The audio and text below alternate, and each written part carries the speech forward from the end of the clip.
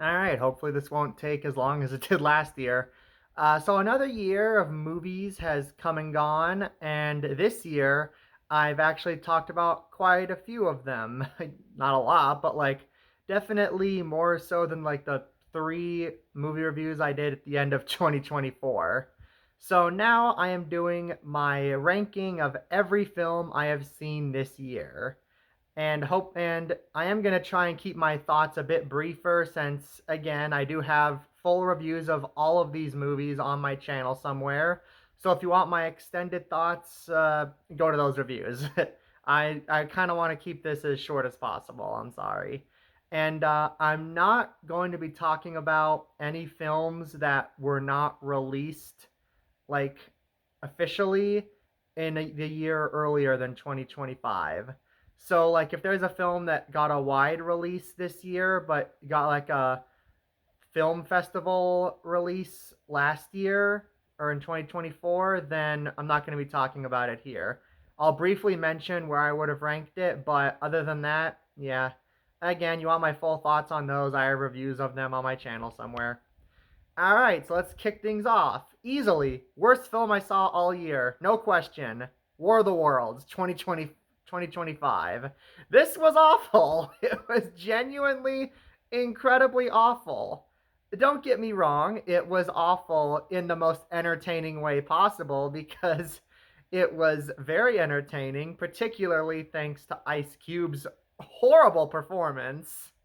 Like anytime you start to get a little bored at just looking at found footage of armies attacking bad CGI alien ships, Ice Cube will bring it back by going, damn, or no, no, or touchdown, touchdown, touchdown, and then press the that was easy button. There's just so many funny Ice Cube reactions in this movie, seriously. It's an amazing film for fans of bad cinema to watch. And even outside of him, pretty much all the other actors are bad too. The amount of Amazon product placement for this Amazon Prime movie is insane. And it's like legit, I don't know how this was allowed to happen because it is incredibly blatant, and I just was flabbergasted that a film this bad could come out this year. But technically, it was made in 2020, apparently, when everyone was isolated and locked down in their homes. So, guess that explains it. Everyone was like, hey, let's make this War of the Worlds movie while we're just locked in our houses. They got their paychecks and then forgot about the movie for 5 years until Amazon decided to put it out. Like, it was just so bad, but it's the kind of bad I can absolutely recommend. If you love bad movies, well, you've probably already seen this, but if you, by some miracle, love bad movies and have not seen War of the Worlds 2025, go watch it. It is one of the most transcendent bad movie experiences you will have this year. Next up is another bad movie, Hurry Up Tomorrow. This is literally just The Weeknd trying to make another vanity project. I don't know why people still are letting him make these vanity projects after that TV show, The Idol. Yeah, after The Idol crashed and burned, but apparently someone decided not only are they going to make it, but they're going to get Nicholas Winding Refn, who's a really good director, to make it. And as a result, yeah, the film looks great. It's shot really well. It has some great visuals, but the Weeknd still cannot act to save his life. He's horrible. He's basically playing himself here, and he's still awful. And you look at someone like Jenna Ortega as like the secondary protagonist, and it's like she is like on fire after Wednesday and all these other things she's been in. I think she was in the Scream reboot, and she decided to waste her time just being in this Weeknd vanity project.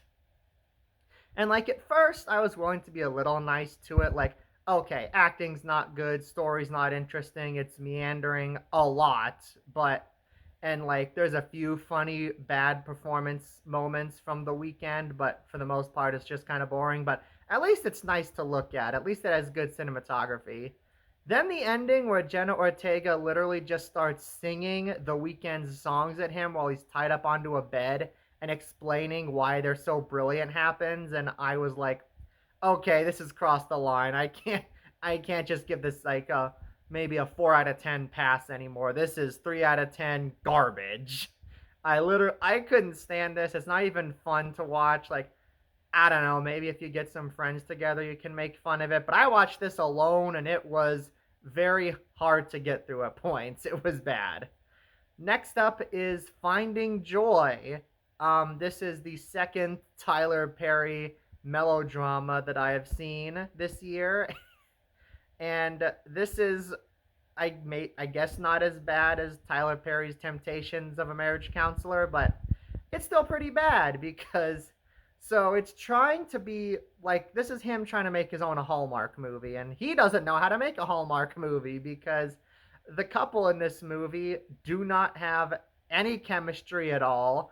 It's basically just them arguing for the first half, and then all of a sudden a switch clicks in their brains, like, oh, I guess we have to like each other now, so now they like each other. The side characters who are trying to be the comic relief are really annoying. Like at least I'm not a big Hallmark fan, but at least other Hallmark movies I can usually look at and go, yeah, I can understand why someone who likes Hallmark movies would like this, but this one I cannot picture anybody liking this. It's just a really poor attempt at a Hallmark movie. It doesn't even get the tone right because literally one of the first things that happens is one of the characters almost drowns in a frozen lake. Don't remember a Hallmark movie where that happened. It just doesn't work. It's just really boring or really painful with how unfunny the side characters are. I guess there are a few unintentionally funny moments, but outside of that, just skip this one. Speaking of Tyler Perry, next up is Madea's Destination Wedding. Oh my gosh. So this was again the second Madea film I've seen this year. And I guess this one was better than Boo a Madea Halloween, but it was still pretty dang bad. Like there are a few like moments that actually made me laugh, like some random stuff like Medea getting robbed at a gas station but fighting back by setting the robbers on fire, or just some random lines from some of the characters I thought were kind of funny, but for the most part, this is exactly what you think of when you hear it's a Medea movie. It's just not funny. Medea and most of the other characters are very unlikable. They just pick on poor Tyler Perry Brian for no real reason other than they think it's funny. And just like, at least there's not like, and there are some like life lessons that they try to give out in this, but they're not like terrible life lessons, I guess. But even then, they do not tell them very well. And like even when they try and throw in some melodrama close to the end with a twist regarding Tyler Perry Brian's daughter's fiance, it's just like, where is this coming from? Why is this here? It's not funny, and I guess if you're like a die-hard Medea fan, maybe you'll get something out of this. But like for the most part, just don't even bother with this one. It's nothing you haven't seen from a bad Medea movie before. This is coming from someone who has seen two of them, so and I feel like I've already gotten anything I could get out of a Medea movie out of them. Next up is a Minecraft movie. Like this, I honestly thought this might be at the bottom when I first saw it. Like this might be worst movie of the year, but no, I definitely was not prepared for how much worse things could get. But don't get me wrong, this one's still bad. This is easily the worst performance I've ever seen Jack Black give in a movie. Like he was just incredibly annoying, but at the same time I couldn't help but be entertained whenever he shouted something just straight lifted from the game. Like whenever he shouted Clinton Steel or Chicken Jackie, or started singing one of his epic songs about lava chicken. Like I can't deny I was having a bit of ironic fun just because like you can tell that the people who made this movie were like, "Oh, we need to get the kids excited. What do they want to see? They want to see Jack Black shout things from the game. Put it in the movie." And then they put it in the movie and it was very annoying, but it was also kind of funny if that makes any sense. And pretty much every other character in this left no impact on anything. I guess the story with the kid could have been interesting. Like, he is made fun of in the real world for all of his weird ideas, but then he goes to Minecraft where he can make anything. I feel like the movie really should have been more about him and Jack Black, but whatever. The sister has no impact. Girl from Peacemaker has no impact.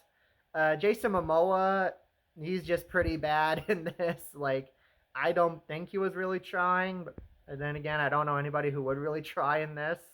And Jennifer Coolidge was just really annoying, and her subplot basically amounted to nothing.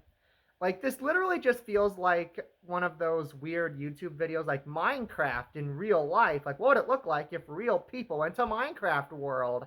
Stretched out to an hour and a half. And it's still just really sad that the director of Napoleon Dynamite and Nacho Libre has now stooped so low as to making corporate movies like this. What? Maybe he'll make a comeback someday. I don't know. But this is a pretty sad attempt at just cashing in on a popular brand. Next up is The Astronaut. Pretty much have nothing to say about this. Just, it's like a fine 5 out of 10, like, space thriller film about an astronaut who lands back on Earth and is like, has a weird feeling that somebody's following her. You kind of know where it's going, and then the insane ending happens, and it's like, okay, well, now it's just really stupid. Now you're bad. Now you're like a really bad movie. Like, I guess I won't spoil it, but if you want to see what it is, again, have a review of this movie where I go full on into what the ending of the movie is somewhere on my channel. Not much else to say, just really bad ending brought this movie down a lot. Next up is Playdate. Oh my gosh, like, I thought maybe this movie would at least be decent. Like, okay, Kevin James and Alan Reacher, Jack Reacher, whatever his name is, in a comedy together. This could at least maybe be all right. No, it's really bad. The editing is easily the worst thing about the movie. Like, just this whole movie is edited like it's a TikTok video or a YouTube video. Like, we need to just have this really obnoxious editing because it'll keep the kids entertained and it'll make sure their ADHD brains don't get distracted from the movie. Pretty much nothing that the characters say is funny. Like, once in a while, a random thing Alan Richardson says might be funny, but outside of that, I was not really laughing at this. It's a lot of yelling. Isla Fisher yelling because she got tased by her kid. Kevin James yelling. Just a bunch of kids yelling because they're on a sugar rush. A bunch of people yelling is a lot of the jokes in this, and it gets kind of annoying after a while. And even like the action that they try to have in this could have been like, the choreography seems all right, but again, it has all these quick cuts so you can barely make out what's going on, and it's just not interesting or engaging. Just a bad comedy. Skip it. Don't even bother. Like, if you want a better version of this movie, just go watch Central Intelligence with Kevin Hart and The Rock. It's a lot better than this. Next up is Cleaner, which was a, I believe, straight to streaming, like, Die Hard ripoff starring Daisy Ridley. And the whole reason I even wanted to watch this is because I heard that her brother is on the autism spectrum, and I just knew they're not going to represent it well. And like, something like The Unbreakable Boy, where with that version of like bad autism representation annoys me. The kind of bad autism representation in this, I think, is pretty entertaining. And yeah, whenever the brother was on screen, it was pretty unintentionally funny. And I guess like Clive Warren as the villain was all right, but he gets taken out of the movie pretty soon, and then there's this other boring guy as the villain. None of the action is really that interesting, and some of the directing during these action scenes is pretty bad. Daisy Ridley's like trying, but she can't really elevate the poor material she's given. Just a bad Die Hard ripoff. Don't bother unless you want to see some funny, so bad it's good moments with the brother. Next up is Alexander and the Terrible, Horrible, No Good, Very Bad Road Trip. And again, the entire reason I even wanted to watch this was because I actually like the original Alexander and the Terrible, Horrible, No Good, Very Bad Day. Like, it's nothing like the book, but I actually think it's a pretty entertaining kids movie in its own right. And when I saw this one starring Eva Longoria and I think the guy from the Cheetos movie, I don't remember. I don't remember, but like, I saw they were basically having a completely different movie. It was basically a reboot. I was kind of like, I kind of have to see it. I want to see just how bad it is, how badly they mess it up. And big shock, it's bad. All of the like wacky, goofy antics that they get up to in this are just stupid. There's like one or two funny lines, particularly from Guillermo from What We Do in the Shadows, who has a cameo in this. And I guess, and I did like when Danny Rojas showed up as this nice guy with his family who takes the main family in for a little bit. But for the most part, it was just unfunny antics, and they try to justify the whole bad luck thing with this weird curse that the families put under because of an ancient statue, which is an even stupider explanation than the birthday wish from the first film, I think. And like, I don't know, just if it were funny, at least I could have excused the stupid stuff. But because again, that's how it was in the first film. It was at least funny, but this movie wasn't funny. I guess it wasn't particularly annoying, but it was just not funny. Didn't laugh. Next up is the Lilo and Stitch remake. Again, like I want to be a little nice to this film, even though it's pretty bad, because there are some things I legit like. Stitch is pretty much on par with how he is in the original. I like Stitch in this, and he has definitely the best animation in the movie. Chris Sanders is still giving a good performance with his vocal delivery. And like some of the other side characters like I like the neighbor character played by Amy Hill, and I like actually, I think that might have been the only side character I really like. I guess Pleakley got a couple laughs out of me, but again, that's pretty much it. They sanitized the hell out of Lilo in this. Like, she went from like this incredibly unique child character in the original film to just, oh, she's a bit quirky in this film, and it was not interesting. Like it was, I guess again, it was. I kind of liked the scenes with her and Stitch, but that was mostly for Stitch, pretty much. Nani, they just completely ruin the whole point of her character by what they do with her at the end.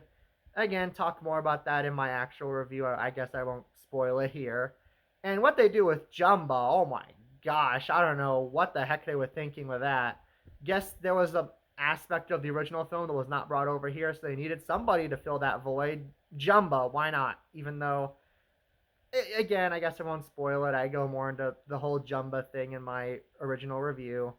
And the animation on pretty much everybody other than Stitch looks awful. Like the designs of Pleakley, Jumba, just terrible. I don't like looking at them. They're very unpleasant to look at. It makes me glad that they do the stupid thing where they turn into humans for most of the film, because at least I don't have to look at their horrible designs. It looks awful. The film is like a pretty bad remake, but at least it has a couple positive things in it, which makes it better than like the bottom of the barrel Disney live action remakes, like the Aladdin remake. That one was just garbage. Next up is If I Had Legs, I'd Kick You. This is like an art house film, and like I kind of want to be a little nice because it's one of those films where it's like I get why people who like weird art house films that just have weird stuff happen would like this, but like I just found this pretty annoying to sit through. I didn't really care for the main character. The child character was really annoying, which like was the point, but like doesn't change the fact that they're just annoying. The husband and Conan as the therapist, I guess, has probably the best scenes in the movie, but even then, like, he definitely can't save it. And it's just one of those movies where like we're gonna have weird stuff happen, but not explain any of it. And it's like I never like films like that. It's just not my thing. Like I want stuff not like spelled out, but just like to make sense. And this film does not make any sense, especially in the last 20 minutes. Like again, if you like this kind of stuff, the weird art house films with a message, then fine. And I guess like the message in this is at least unique of like some people just aren't fit to be parents, and that's kind of the main character in this. But it's just not my thing. And speaking of just not my thing, next up is Ninja 2, the highest grossing animated film of all time. I guess I get it. Like the action in this is genuinely amazing. Like the animation is great and the action scenes in particular look amazing. But it's just killed for me by the terrible humor. Like I already don't care about the characters, and I think that the Fat Sensei character in particular is really annoying.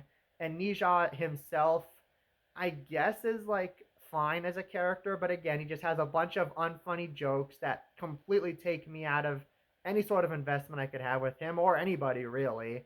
And that was the thing, but like I could see myself getting invested in the drama that happens in the second half of this because the second half of this film goes some pretty heavy places, but like both the first film and the first half of this film just annoyed me so much with the bad comedy. I just couldn't bother getting invested in the actual drama. So yeah, I'm sorry if you really like this film. Like, if you can look past the bad comedy, then fair enough. But like, the bad comedy in this just really got under my skin, and I just couldn't get invested. But I will concede at least the animation and action scenes are really good. Next up is Kevin Costner presents The First Christmas. Like, this could have been kind of interesting, like sort of a documentary style retelling of the birth of Jesus, where like they interview these like actual Christian scholars while doing a recreation of the story. But like, the actual recreation is just nothing we haven't already seen, and it's kind of particularly poorly put together because like certain important moments seem kind of rushed. Like, we barely getting development for Joseph, and they kind of gloss over certain things. Like, every other adaptation of this story makes it clear that Joseph is quite a bit older than Mary, but here they look the same age, so that's kind of like definitely feels like it's sanitizing the original like tale of Jesus' birth a bit. And even like the interviews with the actual people aren't that interesting because you have some like people that would make sense, like biblical scholars, and like, but then you have like a random priest that I swear I think is Kevin Costner's priest. This one guy who I looks like a cult leader, and the thing he's a part of, I don't remember the name of it, seems like a cult. Like, and Kevin Costner himself, I don't know, like I for some reason in this, whenever he's on camera, he acts like he's doing this at gunpoint. Like, someone, like they just shoved some random guy who's never been in front of a camera onto the screen and said go, and he just always looks really nervous for some reason. And even in the voiceover, I just did not buy him as someone who has ever been on camera before. It was really weird. I guess if you really just want to see a new retelling of Jesus's birth, then I guess you can watch it. But if you actually want to see a well told version of Jesus's birth, this ain't it. Next up is One Battle After Another. This is another one of those films where, like, I get it. If you like it, I get it. I get why so many people love this film. I'm sorry, it's just not for me, especially after the first hour. Like, it was just so boring to me. I didn't care about any of the characters. I didn't care about Leonardo DiCaprio as this like, sort of radical protester who, like, commits kind of acts of terror. I didn't care about his wife who, like, sold out all of her comrades to get a lenient sentence for herself. I didn't care about Sean Penn as the bad guy. I didn't care about, like, well, the daughter actually was probably the best character in the film. I didn't want anything bad to happen to her, I guess. And even when the film does start to kind of get more into the tone of the trailers in the second half, where like there's these wacky things where Leo's like running around town as this bumble because he hasn't been in action in a long time, and he's like fumbling around and trying to get a phone number to call these people, and he's like struggling to remember the number because it's been so long. But like by that point, I'm already not really invested, and like whenever the film slows down to give us some character moments after that, I just tune right back out. Again, if you really love this movie, if you're invested in the characters, I get it. Just I didn't care for these characters like at all. Next up is Happy Gilmore 2.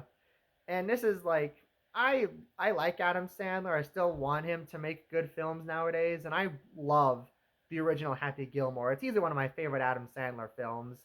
So I wanted to give this film a fair chance. No, this was just a cash grab legacy sequel. Very sad to like, not unexpected, but still was hoping for better. Like the thing they do with Happy's character to sorry about that interruption. Take two. Anyway, what they do to make Happy Gilmore feel depressed and like he needs to like get back into like get off his groove and then bring him back into golf. I don't know. It's just really stupid. Again, I'm pretty sure I tell you what happened in my original review. Go watch it if you're interested.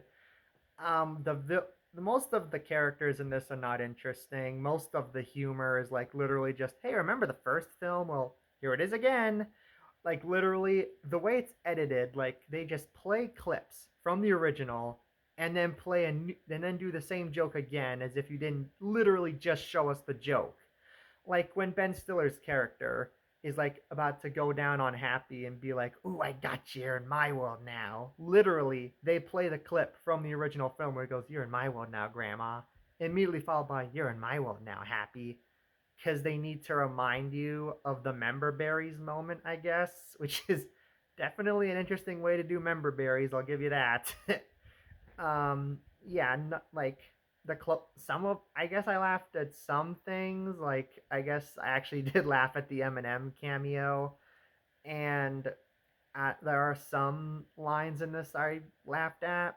Can't remember them. Like I laughed at the new sort of happy place that Happy goes to. That was kind of funny, and I did like some scenes, like the training montage he has close to the middle, did seem reminiscent of like something that would be in the original.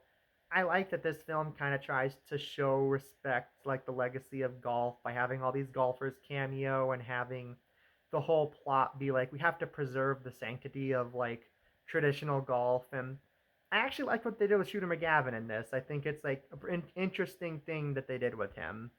But outside of that, unless you're like a die-hard Sandler fan, just skip this one. It's nothing worth watching. Next up is The Last Supper, and it's yet another retelling of The Last Supper, but I guess kind of told more from the perspective of some of the apostles. And I don't know, I just thought this one was pretty standard, and like again, there's been much more interesting retellings of this like story before. I like the one part of this that I legit kind of liked is like a scene that kind of felt reminiscent of The Chosen, where they're actually at the supper and they're like talking about sort of their lives as fishermen or some of their past careers. Which, all right, it legit felt like a real conversation there. That was nice. But like outside of that, it's like just prepping for the supper. A lot of like Judas being tempted in like almost cartoony kind of ways, and even like the actual Jesus being like taken away and tried and crucified was like really felt weirdly really rushed. Like I guess there's like an interesting scene where Peter sees Judas hanging and is almost tempted to do the same himself, but like outside of that, just again, you could literally just read your Bible and get like and not watch an entire film. Especially like it's not in theaters anymore, but like I could have just stayed at home and read my Bible instead of going to see that film. This is where Psychotherapy, the shallow tale of a writer who decided to write about a serial killer, would have ranked. If you want to know more about that, I got a review of it. Go watch it. Next up is Karate Kid Legends. Like I'm not a super big fan of the Karate Kid franchise. The only one I really like, weirdly enough, is the Jaden Smith one because I actually like him in that. I like Jackie Chan in that. And I like that Jackie Chan actually returned in this one. He was probably the best part of the movie. And I liked the first half, which was about like the kid teaching the old boxer, like training him to go back into the ring and teaching him a bit about karate or kung fu or martial arts so that he can become a better fighter. But like then it just becomes your standard Karate Kid film when the kid has to enter a tournament to fight back against a bully who used to go out with the love interest. And Daniel San and Jackie Chan, Mr. Han, are training him, and it's just not interesting. Jackie Chan elevates things a little, but then for some reason, uh, Ralph Macchio just was not trying in this. I don't know what his deal was. I kind of like the main kid in this. I hope he goes on to better things. And again, when we actually get to the fighting, it's like legit. The competition in this is edited like a Mr. Beast video with just these quick cuts, ADHD editing, and like things on the screen announcing different like names and placements and stuff. It legit looked like a YouTube video. It was pretty shoddy editing. Like just again, die hard. If you're a diehard Karate Kid fan, I guess give it a shot. But otherwise, not worth it. And this is where Friendship would have ranked. Okay, next up is David. This is one that like I did want to like because it's Angel Studios is like well, not their first big animated film because they had King of Kings earlier, but like this year, but like David, I wanted to like David. I wanted to at least be okay, but like I don't know, like the stuff where at the beginning with him as a kid was just like It's stuff we've seen before. We've seen the David and Goliath story told before, told in more interesting ways. Like the Veggie Tales version of David and Goliath is better than this, and a lot better than this actually. And then when it goes to him as an adult, it's like at first it's like okay, all right, well we haven't seen much of David as an adult before. Let's see it. And it's literally it feels like just a rehashing of like stuff you'd see in like Prince of Egypt. Like you just rewatch. You could literally just watch the VeggieTales David and Goliath episode and then put on Prince of Egypt. You'd get the same experience watching this film. And it doesn't help that this film tries to be funny and pretty much none of the jokes land. I chuckled at a couple moments, but like nothing really. The songs are nothing to write home about. Even some of the character designs are weird. Like for some reason they made the King of the Philistines look like a human version of King Julian from Madagascar, but I don't know what that was about.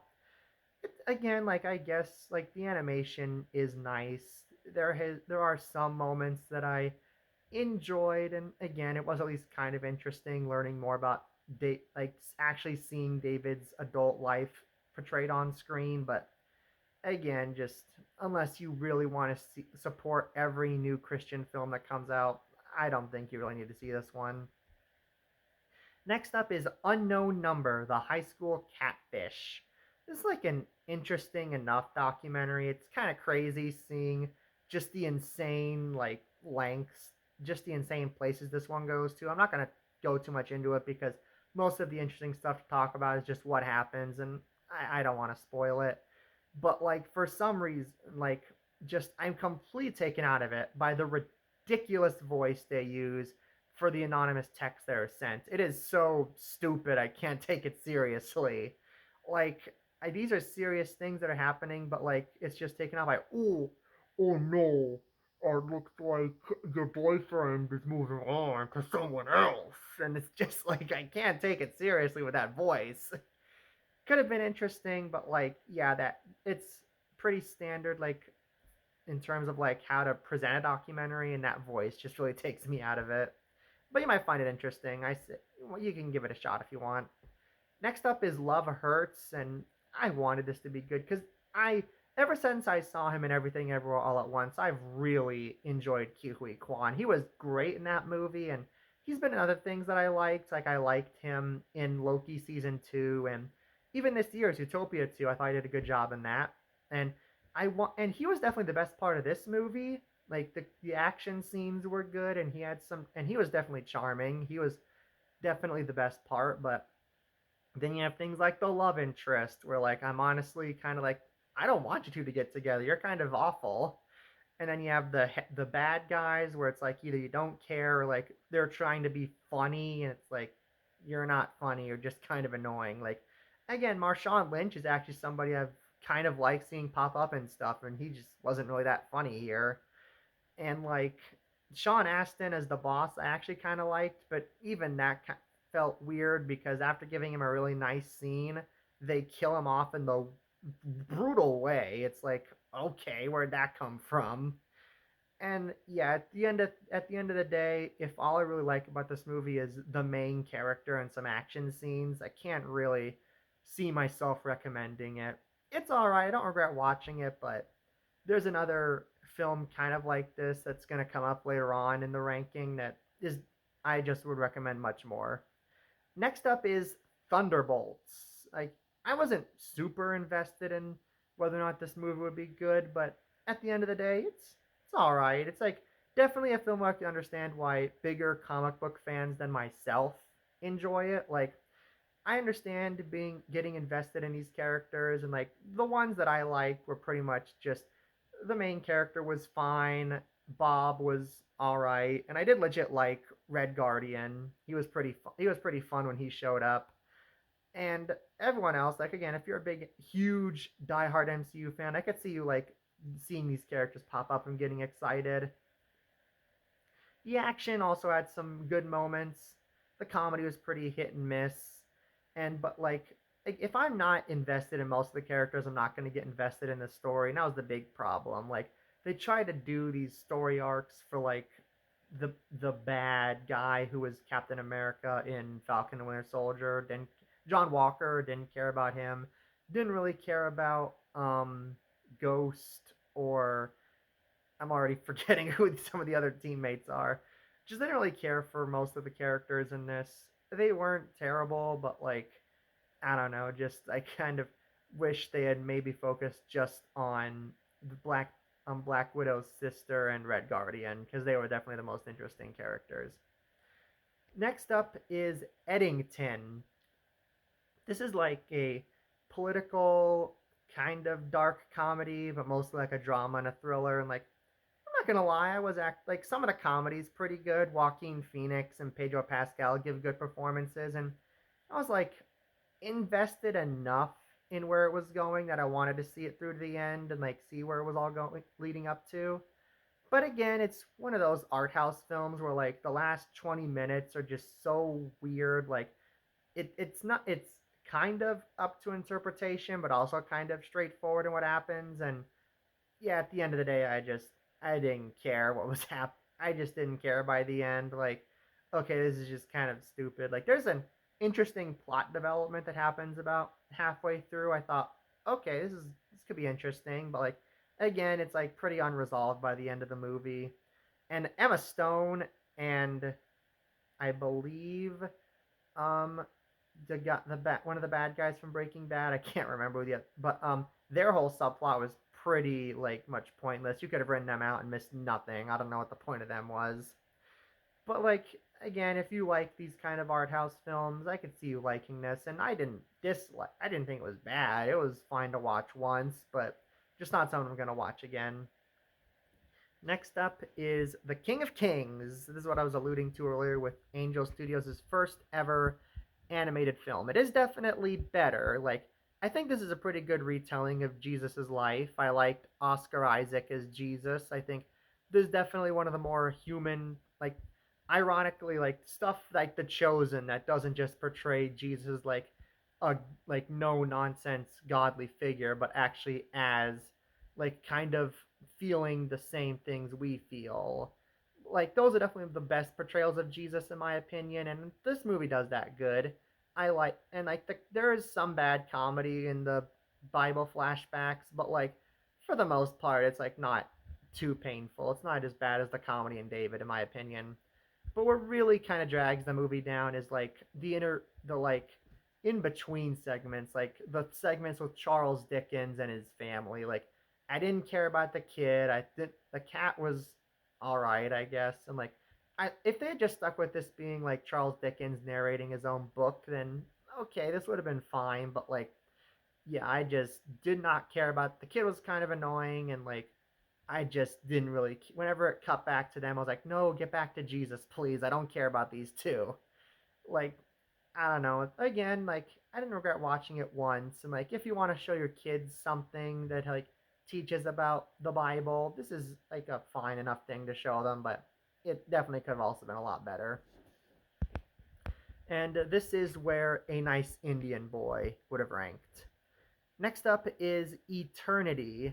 Like, this one, I almost, like, it's a shame because there are definitely things in it that I like. There are characters that I like. There are like I like the old couple at the beginning. I get it, like are 2/3 of the main characters, but I kind of wish the movie was just about them as this charming old couple. I liked the girl from the Holdovers at Divine Joy Randolph, I believe her name is, as like the person trying to help them to find out what they want for eternity. I kind of wish the movie was just about her. I think some of the comedy in the afterlife, like some of the different like eternities that they have to choose from, are pretty funny and pretty interesting. But just the weird the love triangle, I did not care. I didn't care who Elizabeth Olsen was going to end up with. I didn't really care about either of the guys. I just like this. There were like more interesting stories that could have been told within this film, but they focused on one of the worst possible stories they could have told, which is a shame. I thought this could have been good, but it ultimately was just kind of whatever. Next up is Jay Kelly. This is not this isn't bad. Like easily the best part of the movie is Adam Sandler. Like he feels the most human out of any of the characters here. Like same with Laura Dern. I thought it was interesting seeing them trying to live their own lives, but also having to give certain aspects of their lives up to sort of cater to Jay Kelly's whims and like help him out. And I legit wanted the best for Adam Sandler's character at the end. And meanwhile, Jay Kelly's just like, too, like maybe this character could have been better if it weren't George Clooney. I don't hate George Clooney, but he just kind of has this smug attitude about him in general that like in something like Fantastic Mr. Fox it works, but in something like this where you're supposed to feel for him like, oh man, you got to really feel bad for him because of what he's going through, and like his daughters don't want to talk to him. It's like I almost kind of get it because he's just kind of a jerk.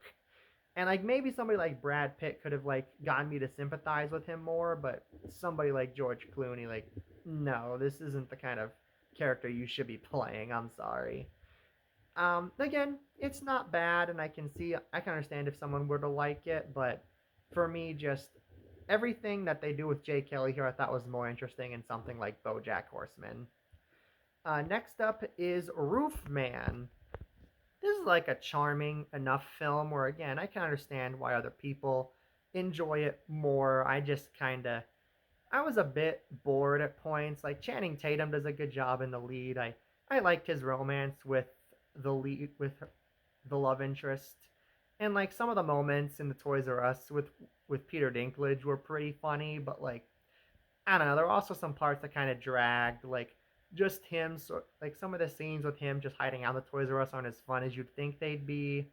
And like there's parts where he tries to like help out some of the characters in the Toys R Us that I thought were kind of uninteresting. Like I don't know, maybe if they had focused more on the romance or more on just making it a bit making some of the scenes with him in the Toys R Us a bit goofier, like maybe I could have been more invested. But like I would have enjoyed it more. But like they kind of surprisingly take the premise of a thief hides in a Toys R Us for like a year, practically a year, surprisingly a bit too seriously, and I just was kind of like and I was surprisingly more bored than like actually entertained, even though there were some good aspects to the film. Next up is Deep Cover. All right, now we're getting into the legit good films. This wasn't like an amazing film, like, but it had some good, funny central performances. I liked the guy from Ted Lasso. I thought Orlando Bloom was actually pretty funny as the method actor type, and Bryce Dallas Howard was fine. And like, I didn't laugh at every joke, but there were definitely jokes that had me laughing pretty good, especially some of the jokes with Orlando Bloom's character. And the action in this was like not amazing, but it was fine enough. I definitely like didn't hate the movie. I liked the movie. I don't know what I'm saying. I liked it. I just thought like of the films I did like this year, it's probably the closest to being like more leaning towards but still it is good. And I say if you haven't checked it out, if you got some free time, go ahead and give it a watch. It's pretty good. Next up is The Dinner Plan. This is more of a short film, but I still wanted to just kind of quickly talk about it. It's like not super, it's not great. It could have been funnier in my opinion, but there's definitely some humor to how seriously they take it. Like they treat just him having to possibly eat food that he's allergic to and might make him throw up like super seriously with this like super serious music and like these like and the acting from him, the main character, I thought was really good. He sold the terror of this very mundane situation pretty well. I just thought like if the side characters were funnier, maybe I would have thought this was better. But like, oh gosh, golly me, I keep getting interrupted. Like, and I can see from the length of this video, it's definitely gonna be longer than I originally planned. But oh well, I guess that just shows how much I love talking about movies. Anyways, to wrap this segment up, if the side characters had been funnier or more interesting, I would have ranked it higher. But as is, it's a good short film. And if you have like a Nebula subscription, which like most people don't, or if you just can get a free trial, I say go ahead and check it out. Next up is Spinal Tap 2, The End Continues. This is a perfectly fine little legacy sequel to a perfectly fine original film. I didn't get as into the original Spinal Tap as everyone else, as like other people did, but I still like it enough. And yeah, I like this one enough. It's like it's funny, but it's like not every joke works, but it's still funny. I can't like the music itself isn't great, but yeah, it's not bad. And like it does kind of drag a little at points, especially when they're just hanging out in the hotel, and it really doesn't feel like a lot actually happens in terms of the plot. But like still, like I like these characters, and the comedy works enough for me to like say, yeah, that was good. And I again just want to give a shout out to the person who played the drummer. Like they're a real drummer. This is their first acting credit, and they were definitely very convincing. They did not feel like just somebody who's a musician trying out acting at all. They felt like a real actor. That was pretty good. So that was pretty cool. Next up is One of Them Days. This is a pretty good like sort of like fun comedy, kind of in the same vein as Friday, of just like these characters trying to scrounge up some money in the course of a day. And like again, not every joke works, but the ones that do I think are pretty good. I like the scene of them at the loan office. I like some of the stuff. I definitely think SZA was probably the best part of the movie. Surprisingly, she was actually pretty funny. And like the movie is doesn't have the best star, but like once sort of the goal of them needing this money is established, it definitely gets more fun. I say go ahead and give it a watch. At least stick with it to like when they break into the other girl's apartment, because that's when I think the movie really starts to pick up. Next up is Anaconda, the last film I saw of the year. Again, this is a pretty good legacy sequel to an original film I have not seen. Like, again, I like that they sort of took this in a more meta direction, like just these old friends from high school getting back together to remake one of their favorite films, Anaconda. And, like, I think all the characters are fun, except, like, I don't know, I guess, like, yeah, like I said, the character that like picks them up in the boat I think is pretty pointless, and the whole story with like these villains trying to steal gold I thought could have been cut entirely. It could just focused on the anaconda. And like Jack Black can be a bit much at times. I think Steve Zahn kind of balances things out a bit better in terms of being over the top, but also like still like not to the point where it's annoying. But I still like Jack Black in this. I like Paul Rudd. I like most of these actors, and they all do a good job of selling the jokes. And the action could have been better, but like some of the action scenes in the latter half, like especially the climax, I think were still pretty fun. Next up is Mickey 17. This is the latest film from Bong Joon Ho, who originally won Best Director for Parasite, and won Best Picture also. But like this, and I like this little follow up he did. I liked this film. I thought Robert Pattinson was fun as both Mickey 17 and Mickey 18. He was pretty much unrecognizable in terms of his voice, in my opinion.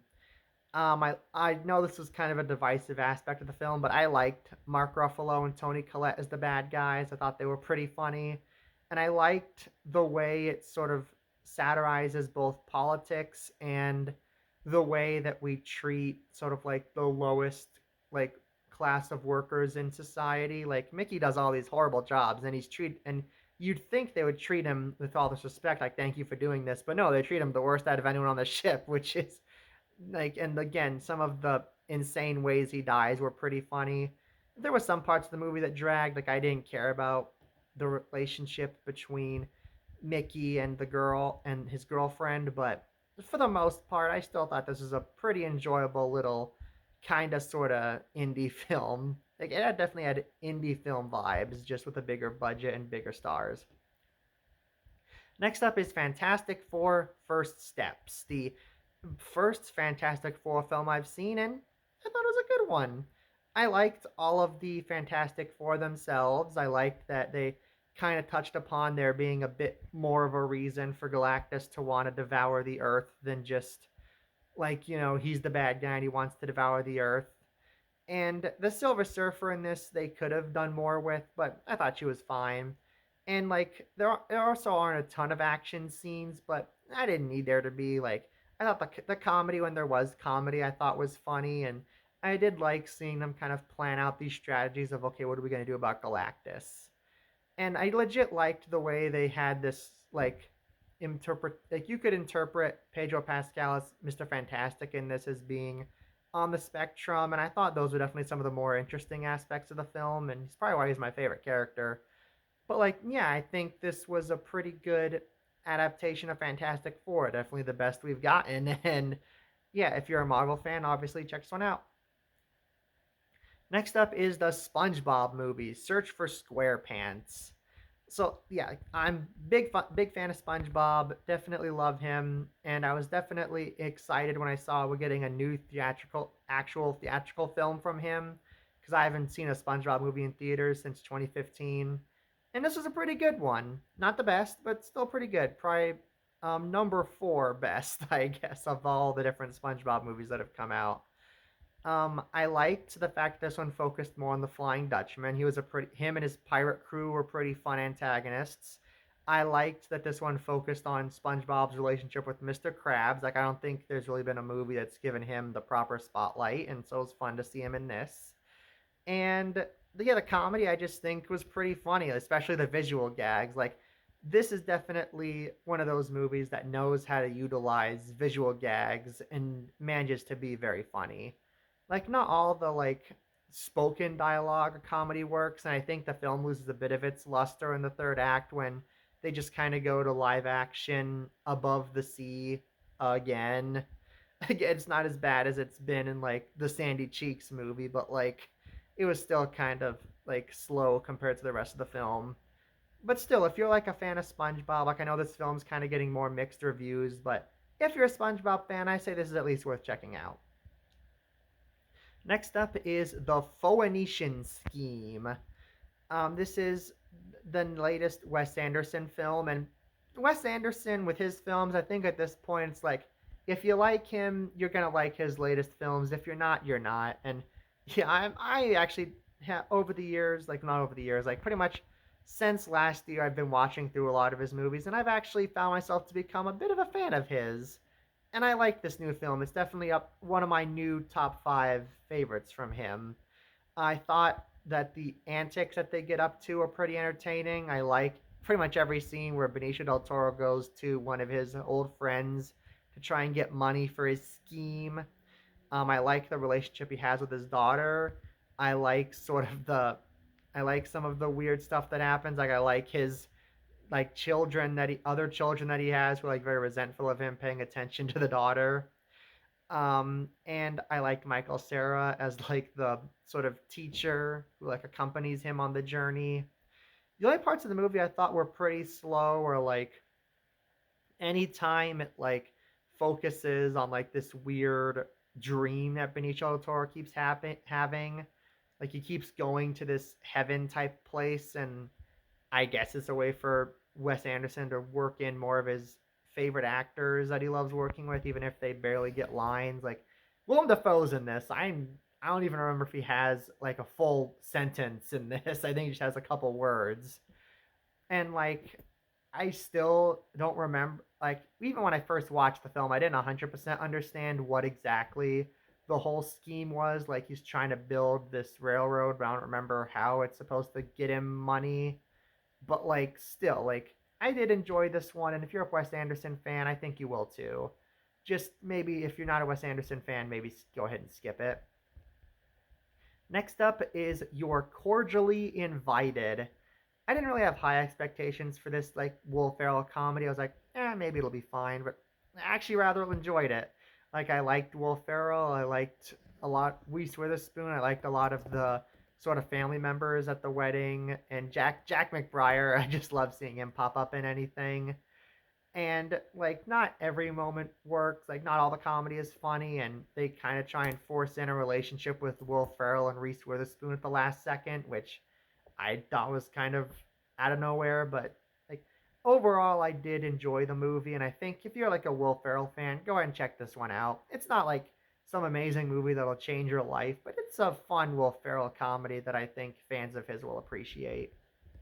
Next up is Good Fortune, and again, I was kind of not expecting this to be great. I thought it was going to be all right, but I actually liked it more than I thought I would. Like I definitely highlighted the film. Keanu Reeves as the angel. He was really entertaining, and I thought just any scene with him was really good.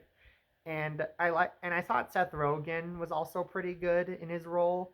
Aziz Ansari I thought was kind of mixed. Like I'm so used to him playing these very flashy and flamboyant characters, and we tried to kind of be an everyman. I didn't really buy it, but yeah, for the most part, I thought yeah, like some of the scenes with him, especially the scenes with him and Keanu Reeves, I liked, and I just thought it was a good message that they told. Not a whole lot to this one, just a good comedy that has a nice message. This is where I would have ranked The Day the Earth Blew Up. Next up is Elio, the latest Pixar film, and again, this is one that I've seen get kind of a mixed reaction online. I liked it. I thought this was a good movie.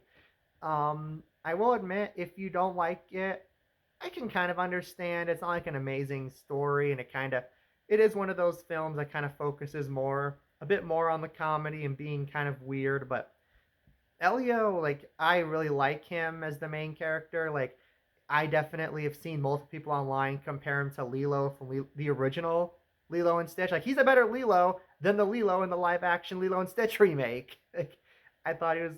I really liked him as the lead. I like a lot of the side characters. Probably the only one that I thought was kind of whatever was the aunt who, like, it's not like she's bad, but just kind of like for the first half, she kind of just feels like, oh, I have to raise this kid, but oh, I'm having a hard time with it because I don't understand him. But like, yeah, she becomes likable enough as the by the time the film ends. And I did legit also really like the relationship between the alien kid Glordon, or is Glordon the Brad Garrett character? I am kind of mixing them up, but like the alien lord and his son, I like their relationship, and there was a really sweet moment with them at the end that I really liked.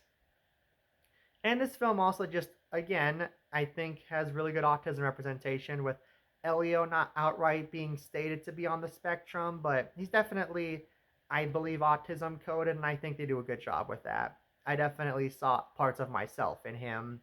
So, yeah, if you kind of skipped this one because you were obsessed with K-pop Demon Hunters, because apparently those are the only two animated films that came out in the summer that everyone was comparing, but if you skip this one, I say at least give it a shot. I think it's at least checking out to see if you'll like it. Next up is James Gunn's Superman. Like I don't know why I thought this would be like this super serious film, but like I should have known it's James Gunn. It's gonna have serious parts, but he's also gonna have a lot of fun with it, and he definitely has a lot of fun with this one. I've never really thought Superman was a super interesting character, but what they do with him, I definitely was invested in his like story. I wanted to see what they were going to do with him, and I liked David Cornsweet's performance. I also liked Nicholas Hoult as Luthor. Most of the comedy worked for me, except the jokes with Jimmy Olsen. I thought that the jokes they did with him were kind of weird, and I didn't really buy like Clark Kent and Lois Lane's relationship. Like, I don't know, they seem more like friends that whenever they try to be romantic, it's like I don't know. I don't 100% buy this, but it's it's not like it doesn't break the movie or anything. And I like especially like the message about how even though Superman is like he can be like it's just because of the people who raised him. It's more about him choosing to be good. And I thought it was definitely different from other Superman adaptations, but I thought it worked. I thought it worked. Same as this film overall. It's different from other Supermans, but I thought it worked.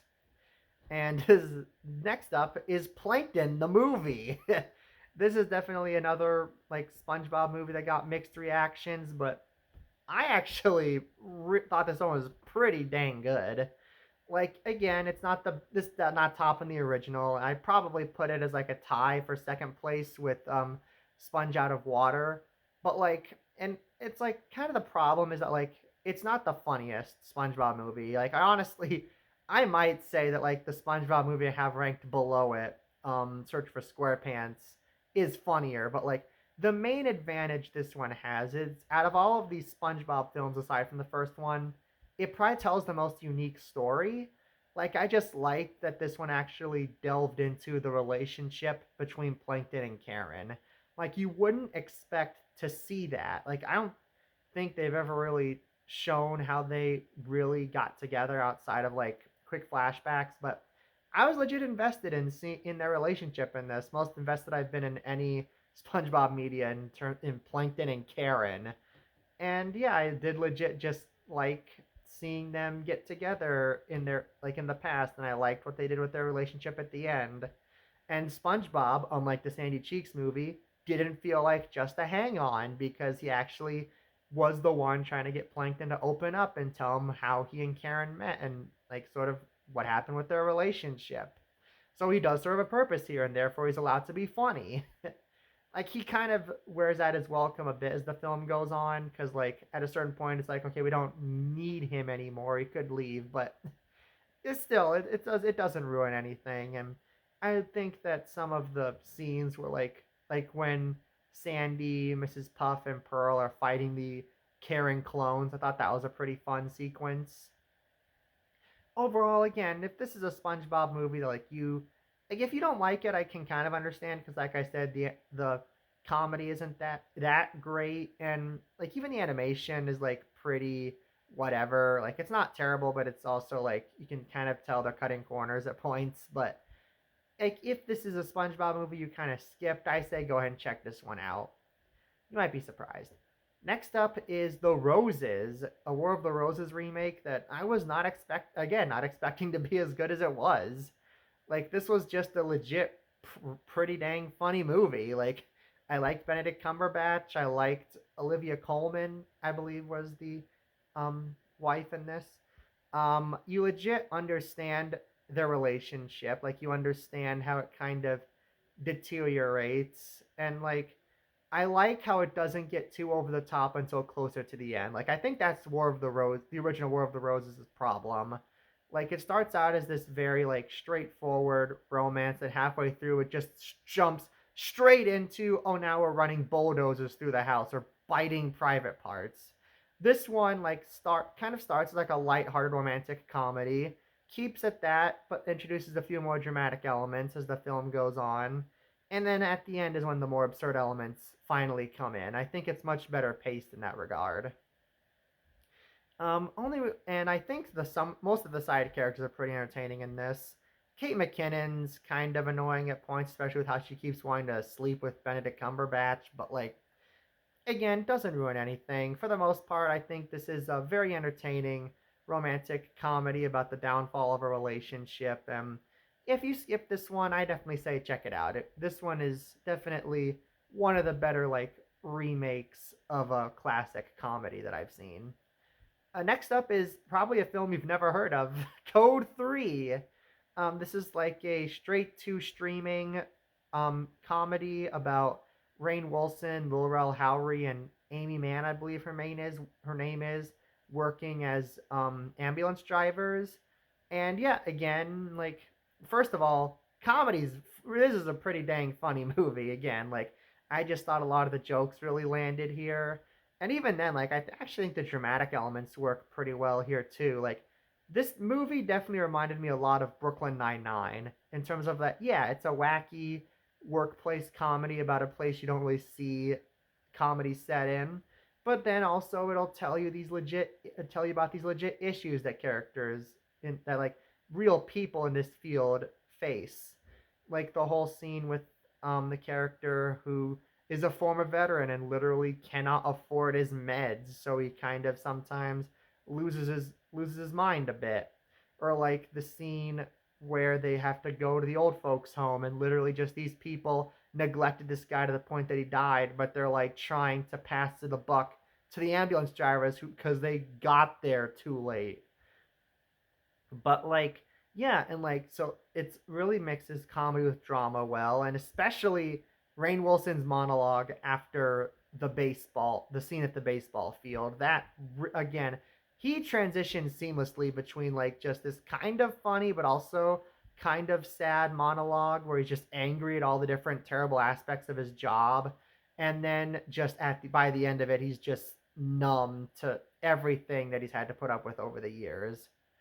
If there were any flaws, I'd say Rob Riggle as the Doctor was kind of annoying at points, and I'm not a huge fan of the ending. I think they could have gone a different direction, but it's not a huge deal. Like overall, this was definitely in my opinion, a very underrated comedy. And if you Out of any film on this list, I say go ahead and check this one out if you haven't seen it. This one, definitely check this one out because I do not think anybody is really talking about it. Next up is Novocaine. This is the film I said that's kind of similar to Love Hurts, but it's done, in my opinion, a lot better. Like, it's not just the main character is charismatic and there's some good action, but both of those are still true. Main character is charismatic and there's good action, but also it's funny.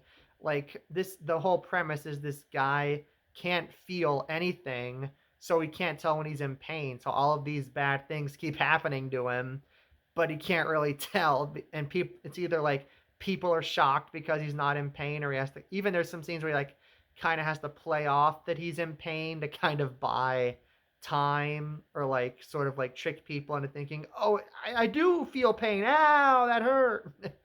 Like this movie is a pretty funny movie. It has good action. Even like the love interest in this one isn't like that much better than the one in Love Hurts, but like I do legit when they end up together at the end, I do legit buy it. I buy that they would get together. The only issue is like the main villain isn't that interesting. Like it's just sort of like, ooh, I'm the bad guy. But in a film like this, I don't really think you need that much more than that. It's just a very entertaining action comedy. This is a fun one, and I'm definitely glad I checked this one out. This is where I would have put Sketch, the Angel Studios film. Next up is Dogman.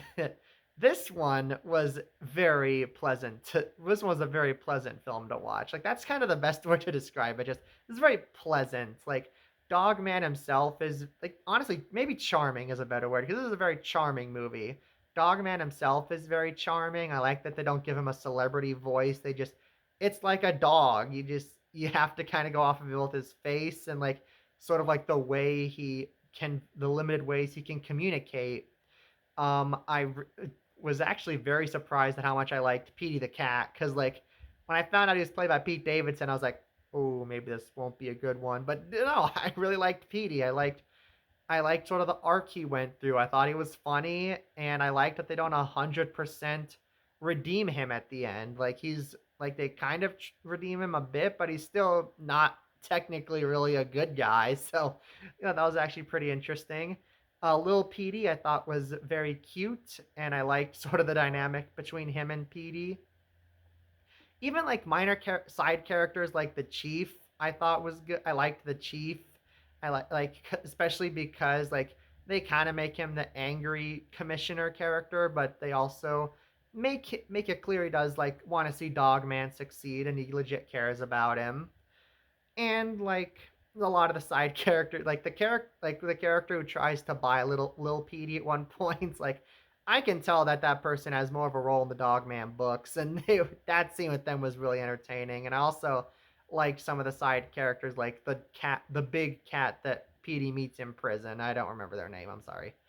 And I just like how if you don't know, Dogman is sort of like set within the Captain Underpants universe because it's basically a comic that George and Harold draw.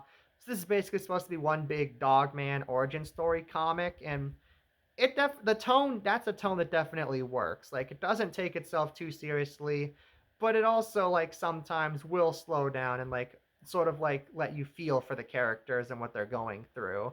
But yeah, it's consistently funny. It has a lot of great gags. Not all of them work, but most of them do.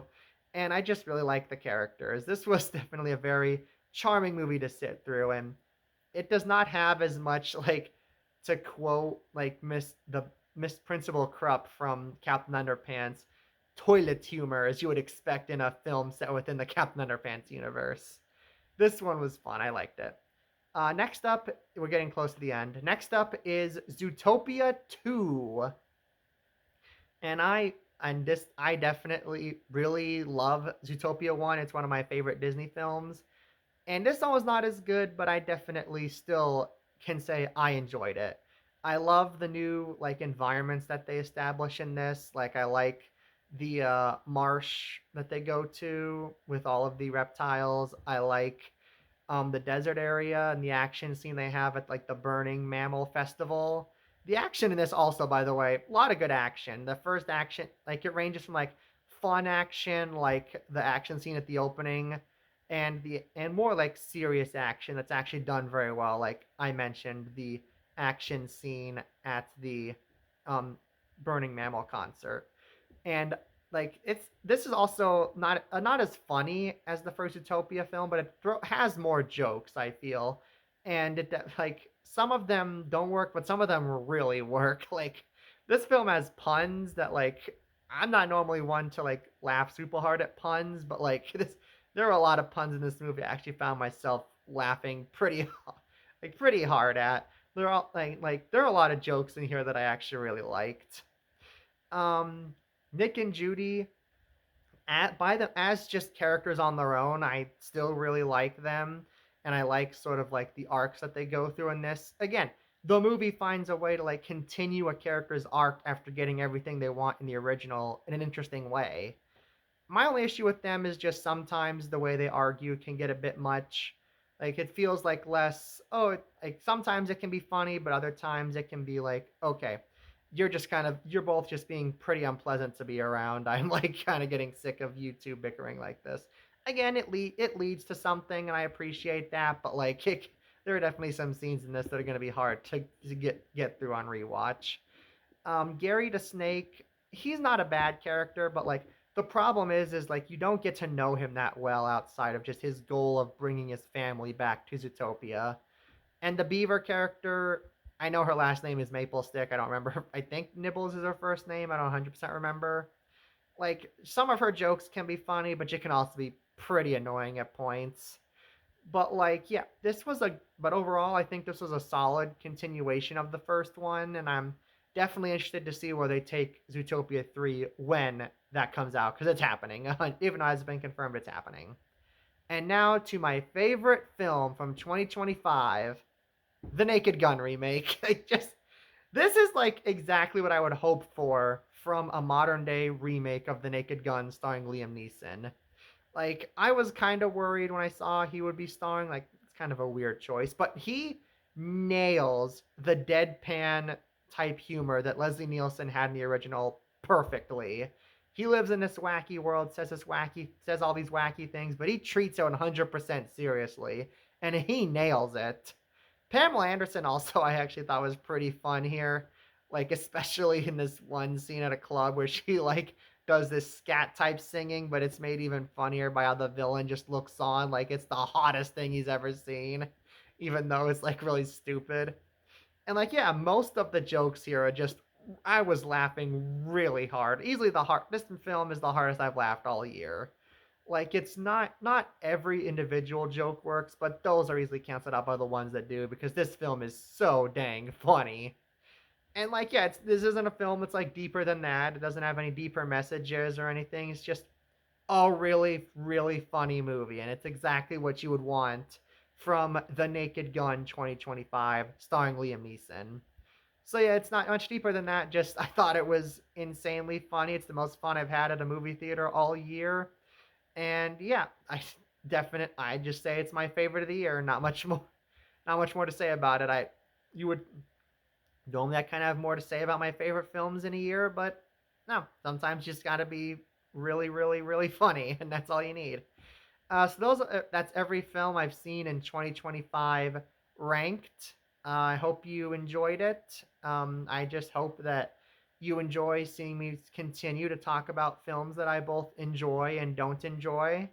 I kind of feel like I spent a bit more time talking about films I didn't enjoy, but like still, I just hope that you keep following me as I continue to talk about the films that I see, and I hope that you have a good 2026. I hope this year goes well for you. And on that note, if let me know what are your favorite films of the year? What are your least favorite? Tell me in the comments below. Thank you so much for watching, and I'll see you next time.